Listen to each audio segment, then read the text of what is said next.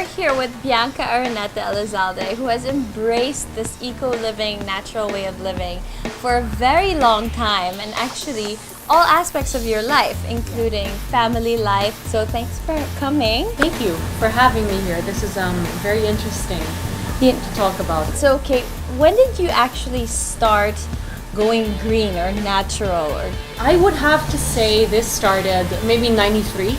okay, That's when I stopped eating red meat. I wanted to reduce my meat intake for health. Also because I didn't want to contribute to the raising of cows and cattle, because back then there was nothing about global warming. It was more about the ozone layer and all of that. But I read an article about how cattle farming is actually bad for the environment. Yes. So I was like, oh, especially okay, if it's intensive cattle farming. exactly, the conventional way of doing it, right? And that turned into stop eating all kinds of mammals. Sometimes it's easier for us to be aware of what we put in our mouth, but to really embrace it from head to toe, your entire environment, and even when you have a family. Especially, and that's I think what prompted me, is because I was like, wait a minute, I'm gonna have a baby. My biggest worry is, how do I raise my baby green? And 8 years ago, that information, locally was not readily available. So I had to do tons of research, about the diapering, the products you use on the baby, what you shouldn't use. So tons of research went into that. So I changed my entire life. So from all my cosmetics, personal care products, the cleaning stuff around the house, even to the paints that we used in the baby's room, all of that had to be... So like no chemicals. So you brought us some products here, actually, some of your favorite products.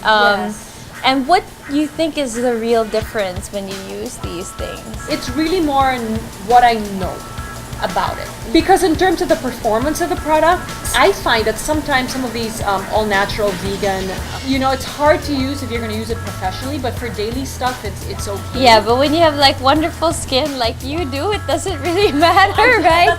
That's the benefits of like eating clean and healthy. When I started this about 8 years ago, I could not find a single product except for, let's say, lip balm that was had no chemicals. What about home products? Any suggestions? So for home cleaning, I use a lot of Messy Bessie. I use some stuff available at healthy options, like detergents. There's a lot, and they're good. They're good enough. And okay, and I make my own. Oh, you do? I do. Any easy recipes you can share with us? If you've got baking soda and you've got vinegar at home, you can do a lot. Lemon, these are things that you can use to deodorize, to disinfect. All right, so tell us a little bit more about your book. So she's an author. She wrote this book, Project Mom, with Amanda Griffin Jacob, and actually I've read through it.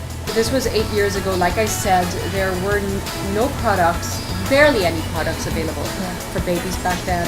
To go all natural the way I wanted to, I practice attachment parenting. It was such a new concept back then. So a lot of people sort of raised their eyebrows and were like, okay, must you carry your baby in a sling all day long? I'm like, yeah. Or must you breastfeed for this long? Or, it was a new way of doing things. I'm sure I raised a lot of eyebrows. It's hard, but this is how I wanted to raise them, and so I did. And 3 kids later is very successful. I'm still doing it. Is it, problem with green living is the cost? Is it really a good investment? Is it, Yes, definitely a good investment on so many levels. Let's just say raising your baby. You want to go green, you breastfeed for a long time. That is going to save you tons of money on formula. Yeah. You use cloth diapers, which is just an initial investment, but that is going to save you so much money on diapers if you do it that way. Do I really want to do the cloth? You know what? If you're breastfeeding, there's no smell. Just the thought of it. So there are ways. Because that's 10 to 12 diapers a day. Yes. For the first 3 months. It's about 10 to 12 diapers. That's expensive, actually. It adds up. So if you save there, then you can invest in a few things that are organic. Thank you so much for guesting.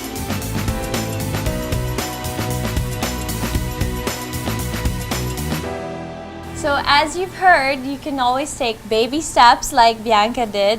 Little by little, it's not that difficult. So now's the time to really make that decision and join the sustainable movement.